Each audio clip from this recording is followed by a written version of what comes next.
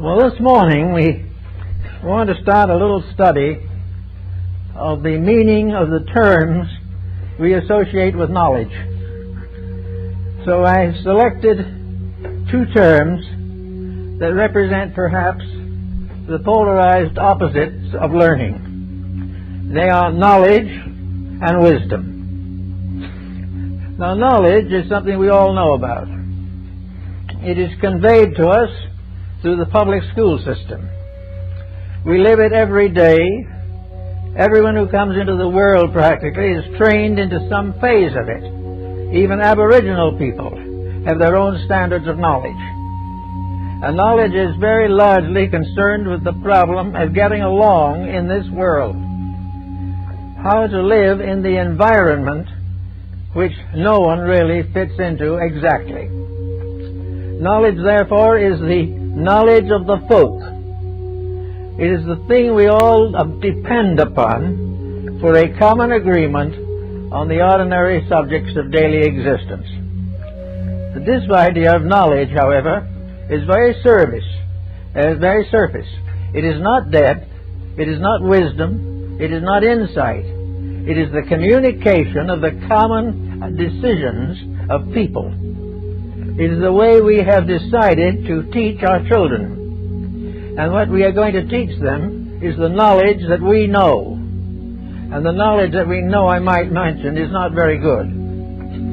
We have a great deal of education, but what are we teaching? Are we teaching the individual to grow, or are we trying to train him for a job? And in most cases, knowledge today is training for a job. It is not only training for a job, but training for a very impermanent job. By the time we get the fellow trained, the job isn't there, which is, of course, a little embarrassing. We are noticing this particularly in the age of computers. Many, many young people who went into stenographic schools and learned to run a typewriter find that they are not going to gain very much from that education. The very instruments that they were taught upon are now obsolete. So much of no so-called knowledge is obsolete. It lingers on as long as there is any excuse for it.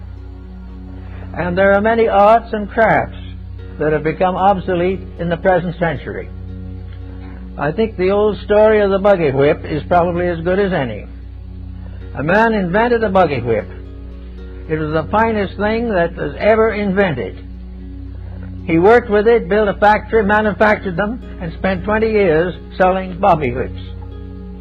And then the car came along. And in a very short time, there were only a few luxury families that had carriages and horses anymore. He had outlived his own invention. He had gradually depended upon something that was passing. And knowledge is, for the most part, passing. It does not have any solid foundations in eternity. Knowledge is a way of looking at something, a particular way. This way may change any day. This also is a way of approximating our understanding of what is wise and what is not wise. Knowledge gives us the history of the activities of our people. It gives us a certain history of our own nation and our own world. But this history deals with situations that no longer exist, or if they do exist, have become so subordinated that we gain very little from continuing to maintain them. So knowledge, we have to say, is a surface thing. It is adapted to the whims of the hour. It is adjusted to the needs of the moment. And this is what we get when we go to public school. We do not get from the schooling any broad depth of understanding concerning human nature. We do not learn any high ideals about the destiny of man. We are not even allowed to bring in religious factors, for fear they will disturb the so-called placid surface of the existing chaos. This situation, it means that we have knowledge. Knowledge that will fit only in certain situations. We send a child to school and they bring home the paper and tell us what they're learning. This learning they're getting now is not what we got when we were the children. Changes have come. Everything is different. The old ways are outgrown, or the old facilities are no longer available. Now, as we live today in this environment, we realize that we are gradually changing the world in which we live. We are changing the surface of the earth. We are crowding communities. We are endangering the basic utilities of life. We keep right on going, trying to continue a policy that is gradually cutting life out from under us. So this is what we have to think about. Therefore, what we commonly call knowledge is simply a story of doing what we always have done, as nearly as possible, or continuing the way of doing as we do now, which is probably not possible. But at the particular moment we graduate the young folks from high school, they will get a picture of our present condition with all the negative factors overlooked and the positive factors exaggerated. So out of this we come to a surface knowledge, a kind of superficial effort to estimate our own responsibility in a world which takes no responsibility for anything. We find in all the arts, we find this change constantly taking place. In the sciences, they are not immune. Religious theories change. Architecture changes. And as we look around us, most of these changes appear to be for the worse. We're not doing as well as we did. Our buildings do not look as beautiful as they did in the Renaissance. Our music is not as good as it was in the lyric 19th century. Everything seems to be getting brittle, disillusioned, and more or less discouraged. So we build in a discouragement into the educational system. We decree that all these things must pass away. And we have great publicity over this. We have tremendous talk about correcting this and changing that and building something else. But it all represents what we would call knowledge. Knowledge is our effort to understand things as it is, or to perpetuate through education policies that are almost deficient themselves. So this is one way of looking at it. And also all knowledge is from the outside. We get our knowledge out of books. We get our knowledge out of listening. We get our knowledge out of looking. But everything is as of now. It is as of the individual facing the future by estimating the exact circumstances which are in force the day he enters the future. By the time he's ready to leave the future, or rather let the future leave him, it may be entirely different. So now we have a problem of education. Well, how are we going to educate people for a world that may not exist by the time they get out of school? This doesn't mean the world's going to fall apart, but it means that policies are going to change, values are going to change, and gradually and inevitably materialism is going to slip away. And of course, knowledge is essentially anchored in materialism. It is the way in which we try to understand the kind of a world we have created. But it has little or nothing to do with the world as it really is. It is a world deprived of its beauties, of its values, of its friendships, of its affections, and of its community projects. It is a world of rugged individualism, moving largely on a basis of profit, and determined definitely to perpetuate the conditions as they are now, which they can't do. So we go around and we study. We take courses in language, because maybe we will want one of them one of these days. A second language is a major asset today, which in itself is a proof that regardless how we think or what we believe, we are moving into a larger one-world unity, in which one language is not enough. We also have arts that are fighting for survival. We have that tremendously inconsistent situation in which we are paying $2.5 million for a Picasso sketch. And at the same time, we are paying $4 million for a genuine Rubens. These things are absolutely irresponsible. The sketch and the Rubens are not even in the same classification. And yet we have put a new value on both, money. And the same thing is happening all over the country and all over the world. The auction galleries are completely swamped with people willing to spend fabulous sums for something they don't even understand. Now, why don't they understand it? Why don't we understand art in its best sense? Why don't we understand music in its best sense? It's because it isn't taught. If you want any of these specialties, you have to go to a specialized institution which specializes in them. And you'll then be fortunate if you find one with sufficient idealism to make the period of study worthwhile. So we now have knowledge. We have knowledge in science.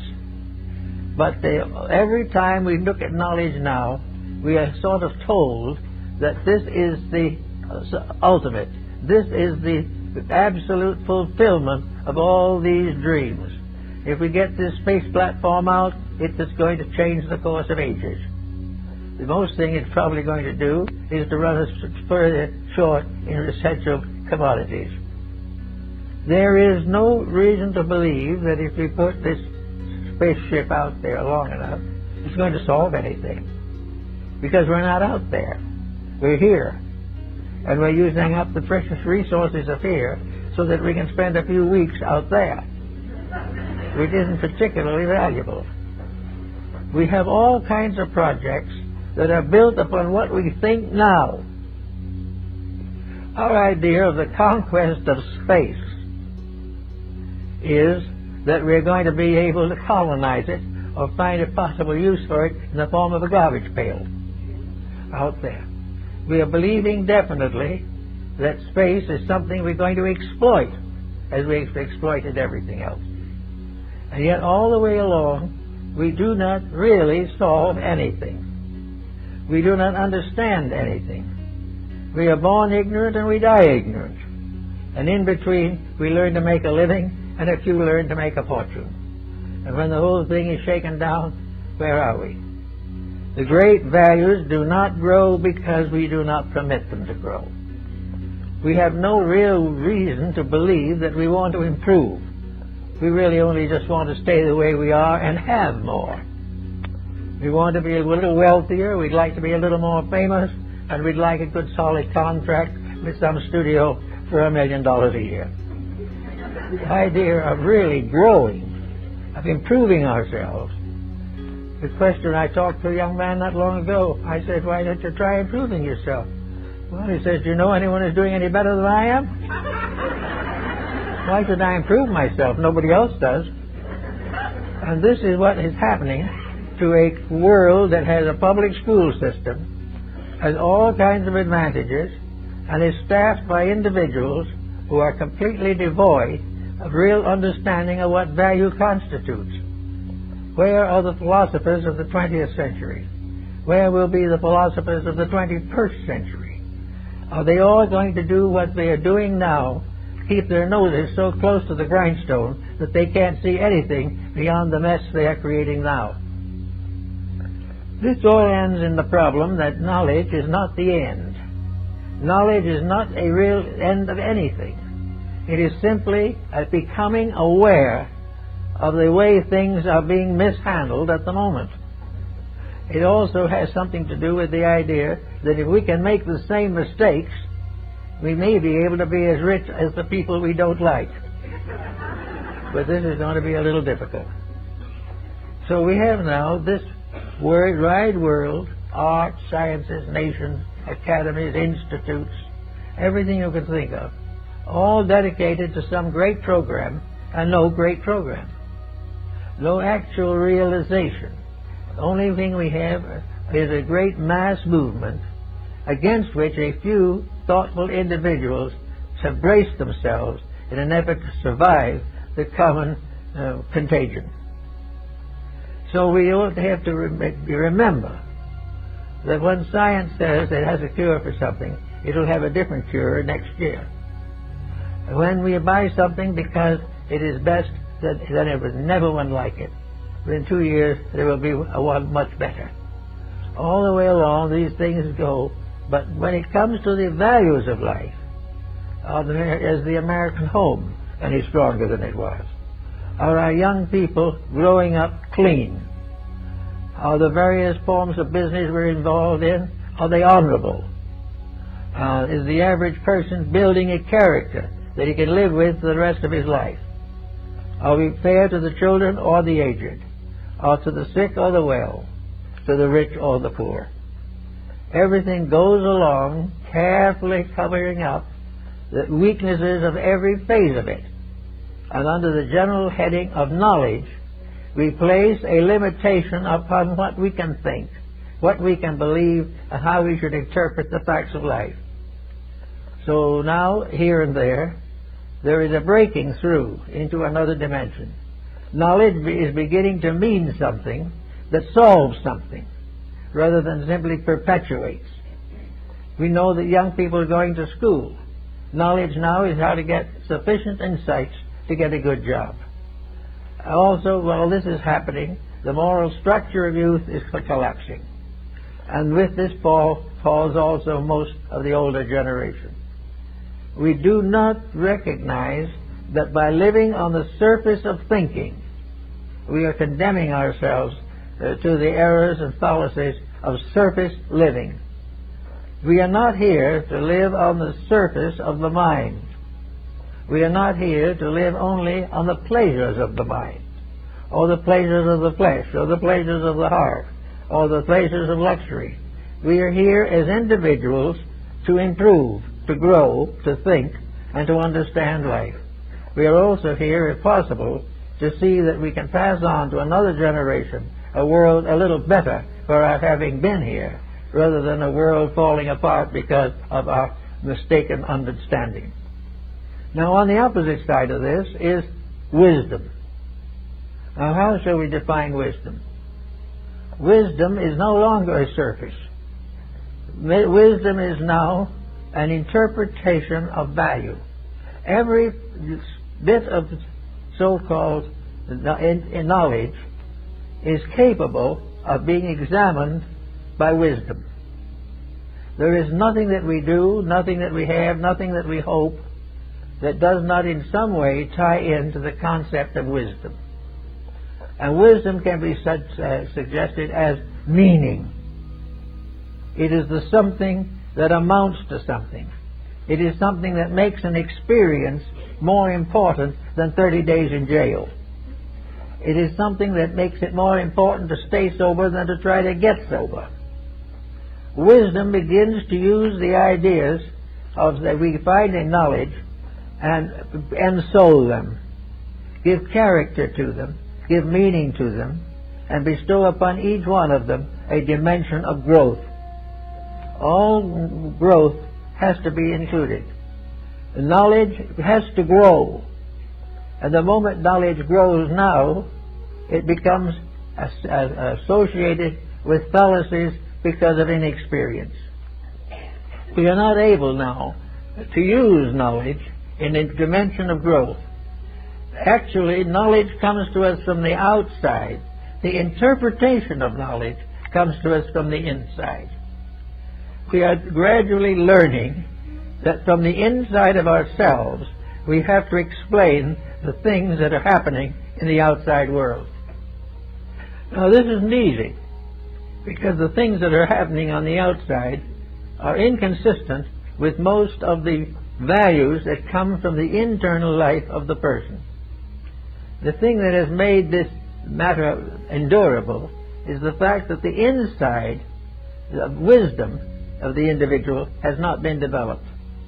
Therefore, with the fallacies of the moment, there is no remarkable, intense rebellion from within him. Rebellion is a very individual matter. The individual who's had enough misery and enough suffering decides to do what he can about it. On the other hand, many under the same provocation do nothing. But one of the problems is that knowledge is valuable only to the degree that it can be ensouled, that it can be enriched to become meaningful, to stand for something that will help to advance the general state of mankind. So we look around a little bit to see what we can do, if possible, to increase the development of wisdom. Well, what shall we say is the best place to look for wisdom? Well, for the most part, wisdom belongs to what we call idealism. Idealism is motivation. When an ideal is stated, it means that the motivation is constructive.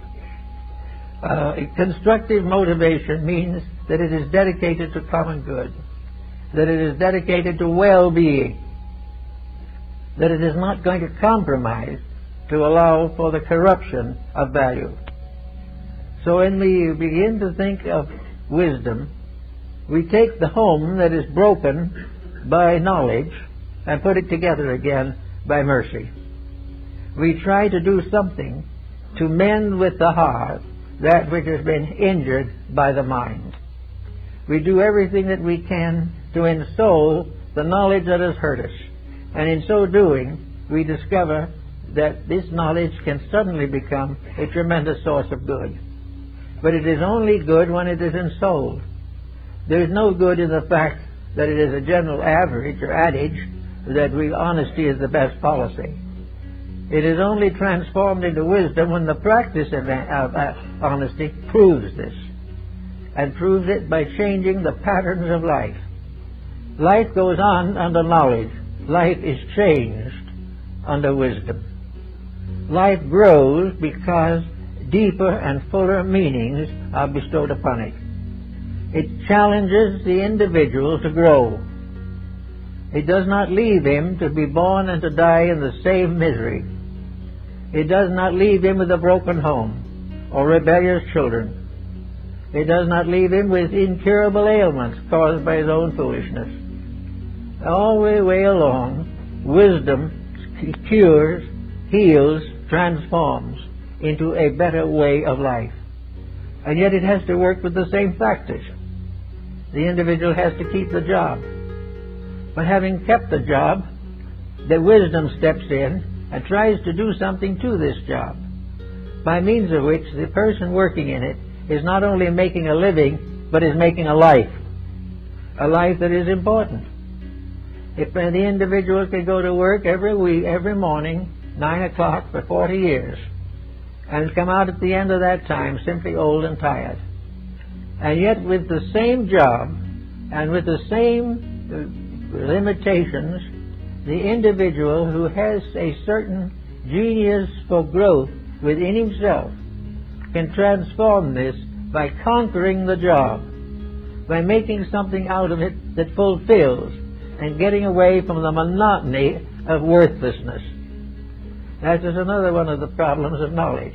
Knowledge can become worthless because of boredom and exhaustion. We are tired of making the same mistake. We are tired of sitting at the same desk for a lifetime. We are tired of working with the same situations that arise frequently. We are tired of the wars that call upon us. We are tired of the false peace that come with them. We are tired with everything that is falling apart and is failing to grow. Now, we have only limited facilities, but there is always something that can be done about this. And I've noticed in working with people who have become despondent over conditions of life, that nearly all of them are despondent because they have been unable in their own minds to accomplish a transmutation of something monotonous, objectionable, or debilitating. Yet there is an alchemy that comes with wisdom. Alchemy is the power to transform base metals into gold. It is the power to transform the daily experiences of life into a meaningful pattern of growth, so that the individual will leave this world a better person than he was when he came in. Today he may be a worse person. So we have this problem of what are we going to do about it? How are we going to change these things? How are we going to transform the monotony of knowledge into the dynamics of wisdom. Now, one thing about monotony is that, as one friend told me once, he didn't like monotony because it was so monotonous. And this is very largely true. There is no excitement, no thrill, no achievement, nothing but keeping on and hoping that the job will last longer than we do. This is not very much of an inducement. So we have to try to find out how we can get some of these circumstances into our present knowledge. Well, one of the things we have to do is to realize that much of this we have to do ourselves. We have to recognize the need of becoming involved in the progress we hope to achieve. The young family with 2 or 3 small children cannot depend upon the public school system to get him out, or get these children out of the monotonous, comparatively meaningless despondency which comes constantly with knowledge that has no outlet. So the problem is that the reforms have to begin themselves in the person. And Ben Franklin was a great exponent of common sense. To him, common sense was the most uncommon thing in the world, because common sense was the power of the non-scholastic to control and direct their life. Common sense tells us what we can do when we are tired of perpetual failure within ourselves. We go and study at the Sorbonne, we do here at Heidelberg, we do all these things, but we're still working with knowledge on the same level. We are still trying to get an art or a science, a craft or a trade, but we are not trying to become better people. We're not trying to grow, we're trying to find ways to get rich without too much hard work. So these things do not satisfy very well. But supposing we recognize the importance that common sense comes on where monotony and so-called knowledge fail. Now, common sense is just natural honesty. It is an intuitive grasp of realities, and is probably the most powerful educating force that there is.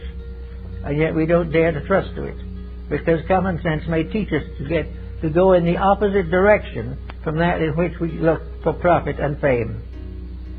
So we have to start with something.